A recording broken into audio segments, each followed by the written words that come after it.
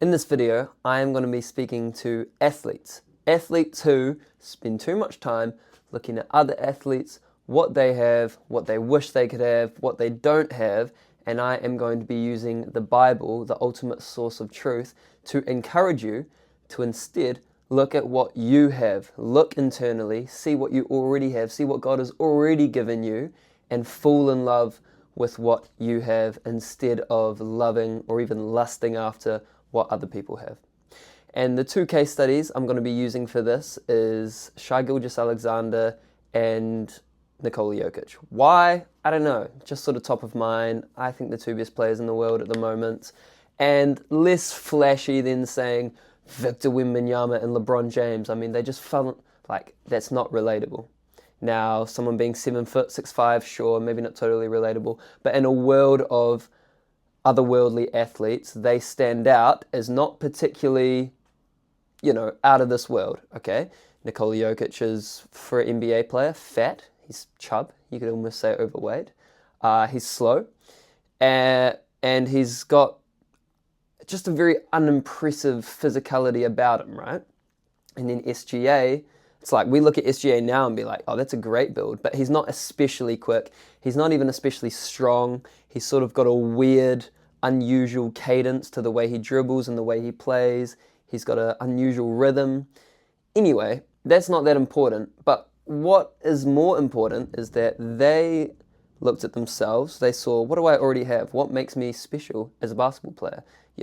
Shai Gilgeous-Alexander is the best example where he's quite open about saying, I train to be the best player I can be, Me shooting 100 threes a game, that's not going to be my best way of becoming the best player. Instead, driving to the rim, mid-ranges, drawing fouls, this is how I can be the best player. And he sort of gradually, year upon year, improved his game every single year. And sure, he smooths out his weaknesses, like he's brought his three-point shot to 40%, which it was definitely not at the start of his career.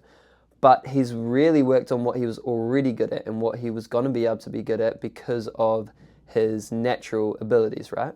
And then same with Jokic, Again, he shoots a weird jump shot. It goes in a lot of the time, but he's not shooting hundreds of those a game. He didn't feel the need to be this new age stretch big. He's like, no, I'm really good at getting downhill. I'm really good at finding open passes. Like, I'm just going to get really good at this.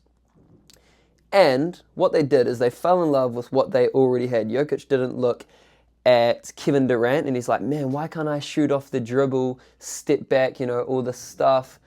Shai Gilgeous-Alexander didn't look at Anthony Edwards and be like, man, why am I not that quick, that good at jumping, shoot that quickly, whatever. They fell in love with what they already had. And I think the lesson in here is God uses what you already have to elevate you, to help you become better, as opposed to giving you something new, God didn't say, okay, I'm going to give you something new, Shai Gilgeous-Alexander. And the reason I can confidently say that God does this is because there's a very famous story in the Bible about the prophet Elisha and the widow. Now the widow, I'll give you a quick context, I believe it's 2 Kings 4 to 7 in some chapter. I don't know the chapter, but I know it's 4 to 7 roughly, or 7 to, anyway, you'll find it. Now, she comes to Elisha, she's like, my husband has died and he had a debt to pay off and I can't pay off this debt. And if I can't pay off this debt, my sons are going to get taken. Awful, awful situation, especially for a woman in that time, like undeniably awful situation. And Elisha shows what looks like, through the way the Bible positions it, is a real lack of empathy for the situation he's in. He's basically like, what do you want me to do about that? It's like, she's probably coming to him expecting a handout. He was probably reasonably well off financially. She's expecting a handout. She's expecting him to at least raise an offering for her. He goes, what do you want me to do about that, woman? And he then follows up by saying, I'm sure we miss out a lot of context, a lot of lines. He says, well, what do you already have in your house? And that little line is so powerful. What do you already have in your house? Anyway, she says, I have nothing but a small jar of oil. And so when God asks us, or when someone asks us, what are you good at? Well, what do you already have in your athlete repertoire or arsenal? Oh, I don't have much. I'm just really two-footed. Sorry, I've taken it to football. I'm just really ambidextrous, or I'm just really good at getting, it's like you have something that makes you special, that makes you unique, especially if you're serious about your sport. You're bound to have something, and it might be small, But God can use that small thing and make it big. Like, what if before it was like a big thing? What if Shai Gilgeous-Alexander was like, oh, I'm like really good at driving and, drawing fouls. Maybe he didn't feel like that was a good thing, but now it's like one of the biggest things about SGA, and we're like, wow, whether you like it or not, obviously, that's a great skill to have. That really helps out your team. That's kind of made you an MVP. And so often we look at what we don't have before looking at what we do have. And in the widow's case, she became like an oil tycoon. She got this oil. She kept pouring it and pouring it and pouring it.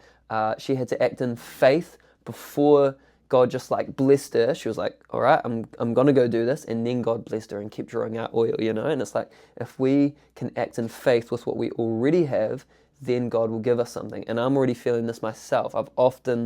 I'm really into coaching now, like really into coaching, making a coaching business, coaching multiple teams, all of that.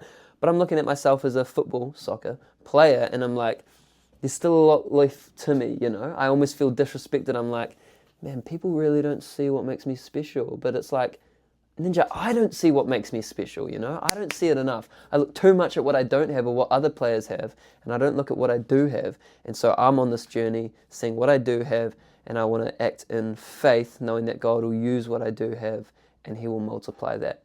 So there's a biblical, sporting, current message for you. I encourage you, athletes, to go read that story. Go read the whole Bible, and you'll see there's a lot about you that you don't believe and you don't know that God says about you and wants you to know about yourself. But especially that story, I think it's really interesting.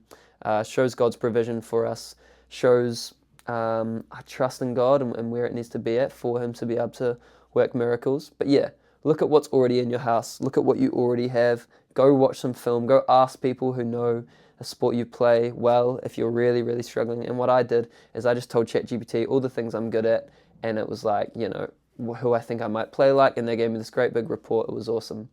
So you can go do that. But yeah, hope you enjoyed the video.